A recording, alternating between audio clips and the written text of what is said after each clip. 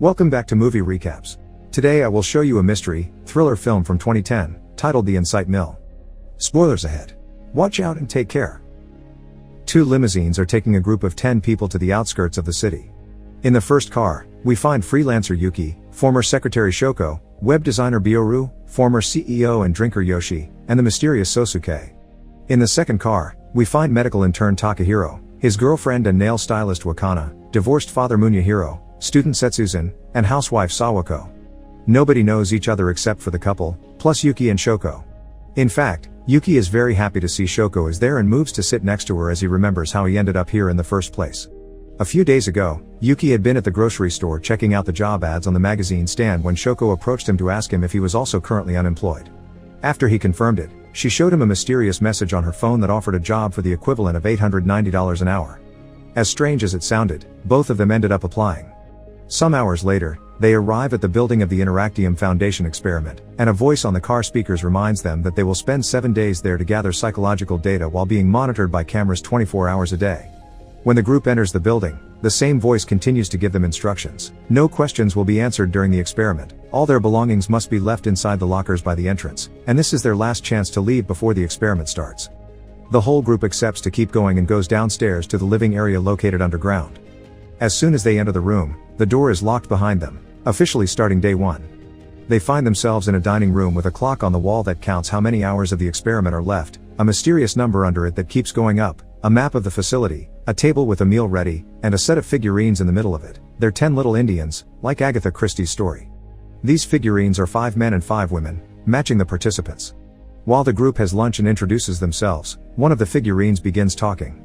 It welcomes them to the Paranoia house and introduces everyone to Guard, their assistant.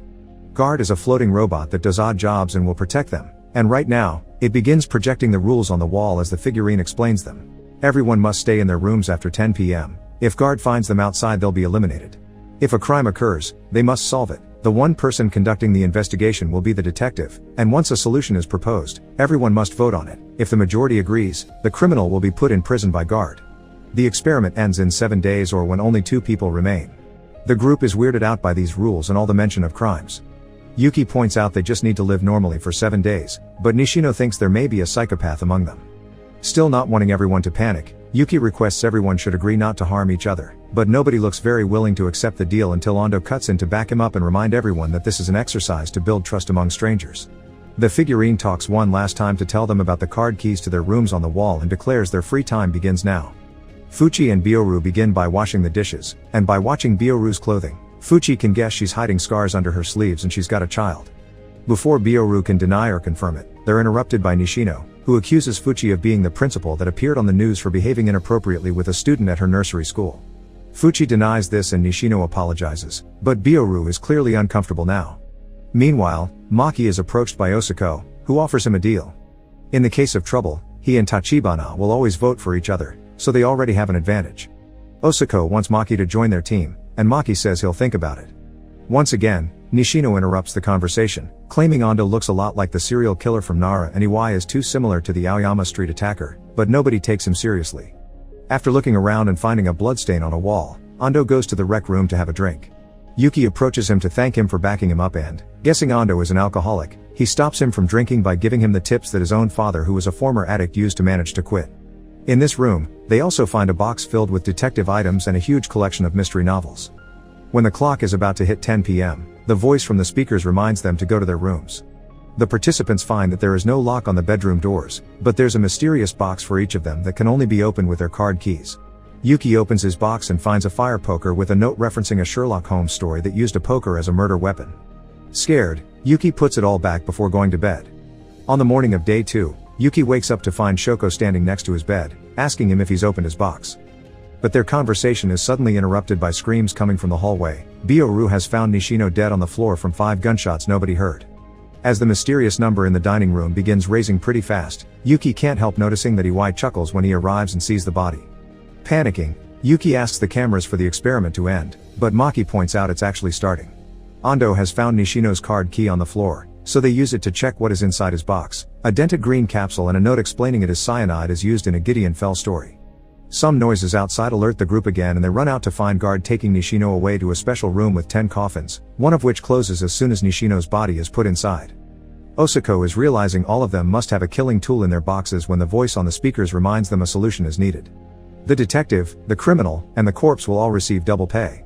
Refusing to live 6 days with a killer, Osako decides to become the detective and accuses Iwai of being the criminal because Nishino had called him the Aoyama street attacker. Yuki protests, reminding everyone they should be trusting each other and looking at the facts instead of throwing random accusations. But Osako still calls for a vote and Tachibana, Maki, and Fuchi vote in favor of his theory, especially Fuchi, who points out Iwai arrived late and wasn't surprised to see the body. Yuki, Ando, and Bioru vote against it, and because Shoko abstains from voting, Osako's team wins. This causes guard to activate, pick up Iwai and take him to the jail room, where he's locked in after being tased. A few moments later, Yuki checks his box again and is shocked to find the poker has been changed for a gun. Then the group decides to look into Iwai's box but they find it empty, making them think the murderer may still be among them. Later, while they're alone in the kitchen, Yuki decides to trust Shoko and tell her about the gun. She believes him when he says he didn't do it and apologizes to him for having dragged him into this wicked game. Afterward, Yuki finds Fuchi entering Shoko's room. She's brought the magnet from the detective box and uses it to try to open the box, but it doesn't work. Unaware that Maki is overhearing them, she starts searching the room for the gun, explaining she's caught on the Agatha Christie reference on the table and advising Yuki to look after himself because only those with the strongest will to live can survive. When night falls and everyone goes to their rooms, Yuki checks the gun again and discovers it has all its bullets, meaning no shots were fired. When a light appears outside, both he and Maki take a peek from behind the door, noticing guard doing its rounds. Meanwhile, Fuchi finishes reading the novel she's taken with her and is frustrated because the last page is a cliffhanger. Desperate to know how the story ends, Fuchi decides to take a risk and go to the rec room to find the final volume in the series. But she barely takes a couple of steps before Bioru finds her and kills her with a nail gun. On the morning of day 3, the group finds Fuchi's body, so Ando and Shoko check her box only to find it empty. Tachibana begins panicking while Ando notices the mystery number on the wall getting higher at a very fast speed again. Suddenly, Maki accuses Shoko of being the killer because last night, he saw a woman's feet fleeing the scene. Trying to protect his girlfriend, Osako lies and says he saw it too, causing Yuki to argue with him again. But this time, Osako goes further and reveals his weapon, a knife, which he uses to threaten Shoko into showing them her weapon. Yuki rushes to get between her and the knife and Ando comes forward too to try and disarm Osako, but he's pushed away.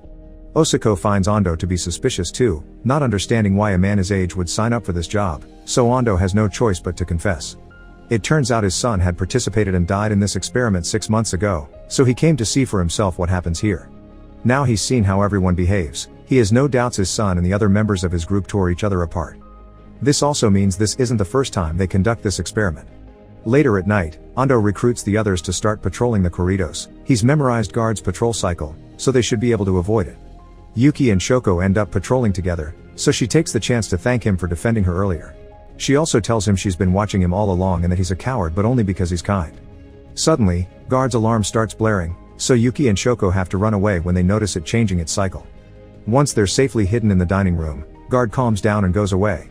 Then Bioru shows up for the shift change, but she's alone because Tachibana hasn't shown up. She's actually in the coffin room getting busy with Osako. When she remembers her shift is up, she rushes out of the room, leaving Osako alone to be crushed by the suspending ceiling. On the morning of day 4, the group finds Osako's body and quickly guess what happened when they see the blood on the ceiling, but they can't see a switch that could have activated it anywhere. When the ceiling suddenly shakes a bit, Ando and Yuki run outside and find Maki with a remote control in his hand. He swears it wasn't him and he just found the control as he runs into his room to grab his own weapon, which is a crossbow. Ando dodges an arrow just in time before Yuki tries to disarm Maki, but at that moment, a grieving Tachibana shows up with an axe and kills Maki before ending things for herself too. The number in the dining room is going up even faster and it's finally revealed why. The experiment is being streamed and the number indicates the amount of viewers. The 4 remaining participants check Maki's box and find the note explaining the crossbow is a reference to a Philo Vance story, which means Maki really did find the remote control around. And since Tachibana obviously wouldn't kill her boyfriend, that means Osako's killer is still among them. Later, Bioru serves tea for everyone, and Yuki notices the scars on her wrists. Ando confesses he began drinking after he lost his son, and Bioru finally admits she has a child, so she must survive because he needs her. When night falls, Yuki goes to see Bioru in her room and asks her about the scars. She explains her parents used to beat her so when she was younger she didn't want to live, but her son changed her, and now she lives for him. She's participating in this experiment because she needs the money to pay for her son's heart transplant overseas, and her determination to save him makes Yuki remember Fuchi's words, only those with the strongest will to live can survive. He finally realizes it was Byoru that killed Fuchi right before he falls to the floor. The muscle relaxant Byoru took from Fuchi's box and put in the tea is finally kicking in. As she retrieves the nail gun from the box, Byoru confesses she had been afraid of Fuchi after Nishino accused her of being an abuser. Now Byoru has to kill Yuki as well, so she begins chasing him through the corridors as the lights go out. Yuki has to drag his body through the floor because of the muscle relaxant, making it easy for Byoru to catch him, but before she can do anything, guard shows up. Yuki